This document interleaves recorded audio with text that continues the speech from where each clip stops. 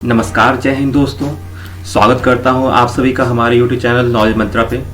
आज हम बात करेंगे जेपीएससी एडवर्टाइजमेंट जो आई हुई है। बहुत ही बड़ी खुशखबरी है दोस्तों आप सभी के लिए। जेपीएससी का विज्ञापन जारी कर दिया गया है। यहाँ पे टोटल जो सीट है वो निकल के सामने आ रही है 252 सीट। तो आप इसको अच्छे से समझिएगा। इसमें हम आपसे डिटेल में बात करेंगे इम्पॉर्टेंट डेट्स के बारे में, एग्ज़ाम सिलेबस, डिटेल नोटिफिकेशन और एलिजिबिलिटी के बारे में। सो वीडियो को इसके बिल्कुल भी ना करते हुए आप देखते रहिएगा। और यहाँ पे मैं अपना बता देता हूँ कि मेरा नाम ललित है। अगर आप सोशल मीडिया पे कनेक्ट करना चाहते हैं तो मेरे यूट्यूब चैनल है जिससे मैं अभी आपको डिटेल में बता रहा हूँ, फिर इंस्टाग्राम और फिर टेलीग्राम दोनों पे अवेलेबल हो। तो चलिए दोस्तों, विदाउट वेस्टिंग टाइम वीडियो को स्टार्ट करते हैं। अभी तक हमारे चैनल को सब्सक्राइब नहीं किया है तो सब्सक्राइब कर लीजिए और बेल आइकन को प्रेस कर लीजिए ताकि आगे भी नोटिफिकेशन आपको मिलते रहे।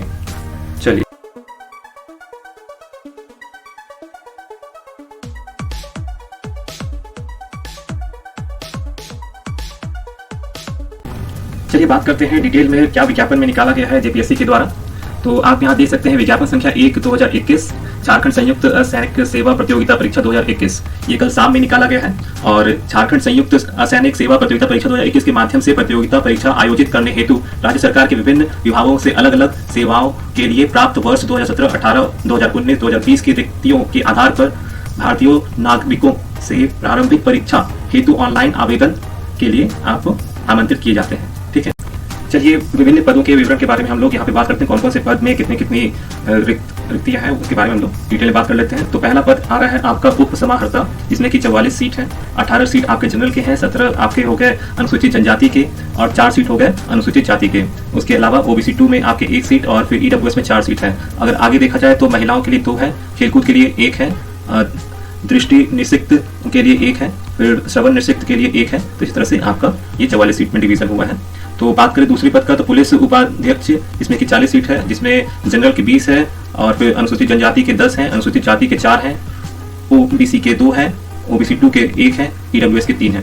फिर जिला समादेष्टा, तो इसमें आपके 16 सीट हैं, जिसमें कि 9 सीट आपको दिए गए हैं जनरल को और फिर बाकी 3 सीट आपको अनुसूचित जाति और फिर 2 सीट आपको अनुसूचित जाति। और उसके बाद तब फिर ओबीसी 2 में 1 सीट है और ईडब्ल्यूएस में 1 सीट है। तो इसी तरह से आपके कारा अधीक्षक के लिए भी 2 सीट है, जिसमें कि टोटल 2 सीट आपको जनरल को दी गई है। ठीक है, और सहायक नगर आयुक्त, तो इसमें आपके 65 सीट है, जिसमें 27 जनरल को है, 17 अनुसूचित जनजाति को है, 6 अनुसूचित जाति को दिए गए हैं, फिर 5 जो है ओबीसी 1 को दिए गए हैं, 4 जो है ओबीसी 2 को और 6 दिए गए हैं ईडब्ल्यूएस को। फिर झारखंड शिक्षा सेवा वर्ग 2 में आपका 41 सीट दिए गए हैं। उसी तरह से आप देख सकते हैं अवर निबंधक, उसमें भी 10 सीट है। उसके बाद सहायक निबंधक में 6 सीट है और सहायक निर्देशक उसमें भी आपको 2 सीट है। नियोजन पदाधिकारी उसमें 9 सीट है और फिर ये इसमें भी 17 सीट है। तो टोटल मिला के आपके 252 सीट यहाँ आप देख सकते हैं, जिसमें कि 114 सीट आपके जनरल के हैं, बाकी 64 सीट आपके अनुसूचित जनजाति के हैं और 22 सीट आपके अनुसूचित जाति के हैं और 20 सीट आपके हो गए ओबीसी 1 के, 13 सीट ओबीसी 2 के और ईडब्ल्यूएस के 19 सीट। बाकी और भी सीट का डिवीजन यहाँ पे दिखाया गया। ठीक है, तो आगे हम लोग बात करते हैं। यहाँ पे जितने भी अनुसूचित जनजाति या जाति है उन सबको आरक्षण मिल जाएगा।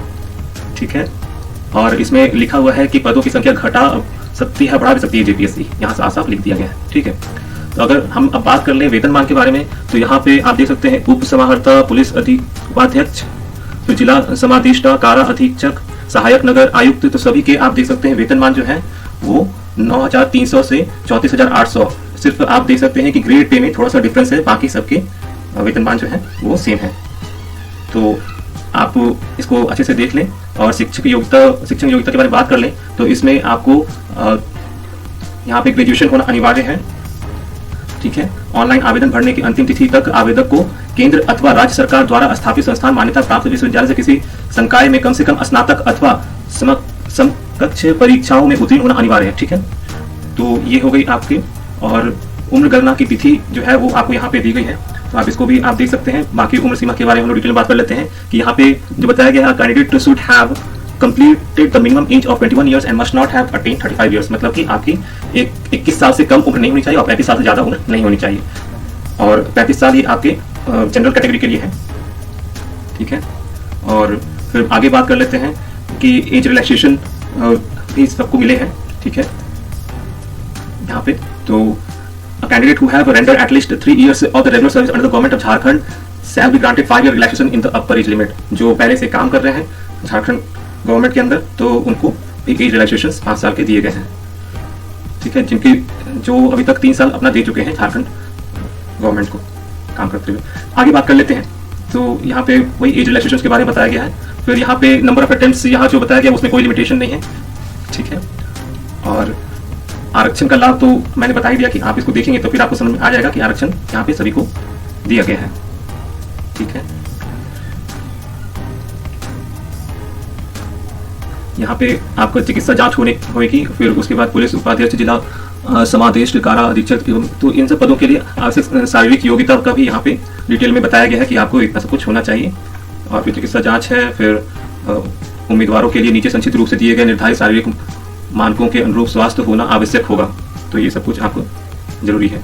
उसके बाद फिर बात करें प्लान ऑफ द एग्जामिनेशन, तो इसमें सबसे पहले प्रीलिम्स होगा और वो ऑब्जेक्टिव टाइप क्वेश्चन होगा। उसमें जब सेलेक्ट आप हो जाओगे तो आपका मेंस एग्जाम होगा, और मेंस एग्जाम होने के बाद आपका इंटरव्यू के लिए आपको बुलाया जाएगा। तो ये सर्टेन प्रोसीजर है एग्जामिनेशन का। और आप देख सकते हैं कि यहाँ पे किस तरह से बताया गया प्रीलिम्स एग्जाम लिया जाएगा, हिंदी इंग्लिश दोनों में होगा, 2 घंटे का एग्जाम होगा। तो ये सब कुछ आपको डिटेल में यहाँ पे बता दिया गया है। मैं इस नोटिफिकेशन को डिस्क्रिप्शन बॉक्स में डाल दूंगा, आप इसको देख लीजिएगा, ठीक है। और यहाँ पे बात करें criteria for the preparation of selection list और merit list as per the Jharkhand combined civil service examination rule 2021। तो candidate who obtain minimum qualifying marks 40% in the aggregate shall only be considered by the commission while preparing the selection list for the mains written. तो आपको 40% minimum qualifying marks चाहिए ही होगा, ठीक है। तो इस तरह से आपका डिसाइड किया जाएगा कि किस तरह से आपको सिलेक्शन होगा। तो ये सब कुछ आप क्राइटेरिया दिया गया है। आगे बात कर लेते हैं तो सर्विस एलोकेशन का। While making the service allocation candidate belonging to the scheduled caste and scheduled tribe, the extremely backward classes, backward annexure 1, annexure 2 and the economical weaker section recommended against the unreserved vacancy can be adjusted against the reserved vacancies by the commission if by this process they get a service of the higher choice in order of their preference। तो यहाँ पे आपको बताया गया है कि अगर seat allocation में शेड्यूल्ड कास्ट, शेड्यूल्ड ट्राइब या फिर वीकर सेक्शन के रिकमेंड करते हैं अगेंस्ट द अनरिजर्व वैकेंसीज के लिए, तो उनको प्राथमिकता दी जाएगी, ठीक है। तो इस तरह से आपको सारे डिटेल्स आपको एक बार देखने होंगे, और देखने के बाद आप इसका फॉर्म भर सकते हैं। ये 15 फरवरी से ऑनलाइन आप इसका आवेदन कर सकते हैं, ठीक है। तो यहाँ पे सारे रूल्स और रेगुलेशंस बताए गए हैं। और प्रीलिमिनरी एग्जाम के बारे में आपको यहाँ पे डिटेल में बताया गया है कि ये 2 पेपर ऑफ ऑब्जेक्टिव टाइप होगा, मल्टीपल चॉइस क्वेश्चन, इसमें कि 400 मार्क्स के होंगे, ठीक है। और examination is meant to serve as a screening test only. The marks obtained in the preliminary exam by the candidate who are declared qualified for the admission to the mains exam will not be counted for the determining their final merit list के लिए, ठीक है। उनको mains exam के लिए उनको जाना पड़ेगा। मेंस एग्जाम के बाद ही उनका आगे का प्रोसीजर होगा। There will be no negative marking for the incorrect answer in the prelims examination. If the candidate gives more than one answer, it will be treated as a wrong answer. If one of the given answer happens to be correct, and no marks will be awarded. तो आपको सिर्फ एक ही answer देना है।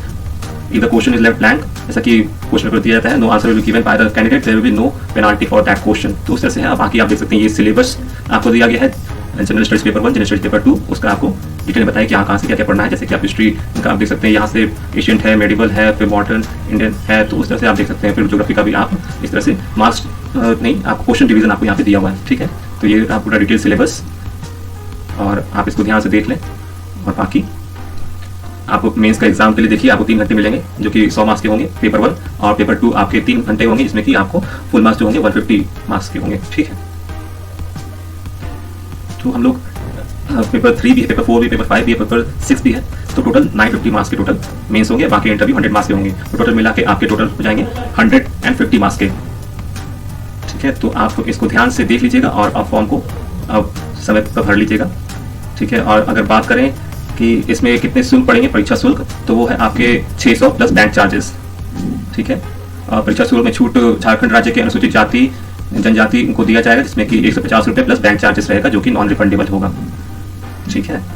तो आप अपना email ID, mobile number जरूर एक्टिव रखें, और यूजर आईडी, पासवर्ड आप सुरक्षित रखें अपने साथ, जिससे कि आगे आप फॉर्म के लिए आप अच्छे से अप्लाई कर पाएँ। तो किस तरह आपको अप्लाई करना है, यहाँ पे आपको जेपीसी के इस वाले वेबसाइट पे जाइएगा तो किस तरह अप्लाई करना है, वहाँ सब कुछ डिटेल में बताया गया है, तो ठीक है, आप अच्छे से यहाँ पे देख लें और फिर इसको अप्लाई करें। आशा करता हूँ कि आप अच्छे से समझ गए होंगे।